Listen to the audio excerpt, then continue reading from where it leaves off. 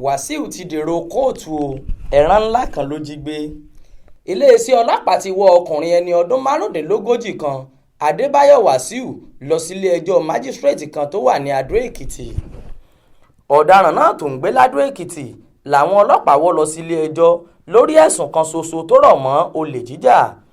Agbèfọ́ba ọ̀gbẹ́ni Elijah Adéjàre ṣàlàyé fún kóòtù pé ọ̀daràn náà àti ẹnìkan tó ti sá lọ tí wọn kò tí ì rí báyìí ni wọ́n jọjọ ṣe iṣẹ́ náà lọ́jọ́ 28 oṣù kejì ọdún 2023 ní déédé aago 4 ìrọ̀lẹ́.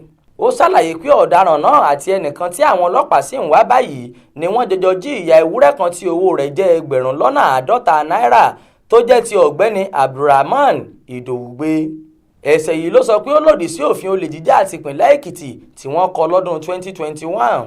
Agbèfọ́ba yìí wá bẹ̀bẹ̀ pé kí ilé ẹjọ́ sún ẹjọ́ náà síwájú kóun lè ráàyè kó àwọn ẹlẹ́rìí òun jọ. Ṣùgbọ́n ọ̀daràn náà lòun kò jẹ̀bi ẹ̀sùn náà. Bákan náà ni agbẹjọ́rò rẹ̀ ọ̀gbẹ́ni Michael Ọlálẹ́yẹ bẹ̀ ilé ẹjọ́ náà pé kó fún oníbàárà òun ní bẹ́ẹ̀lì pẹ̀lú ìlérí pé kò ní sá lọ. Onídàájọ́ Tọ́míwá Dáramọ́lá fún ọ̀daràn náà ní bẹ́ẹ̀lì pẹ̀lú ẹgbẹ̀rún lọ́nà 20 náírà àti ẹlẹ́rìí méjì. Lẹ́yìn èyí ló sún ìgbẹ́jọ́ náà síwájú di 30 oṣù kẹta ọdún yìí.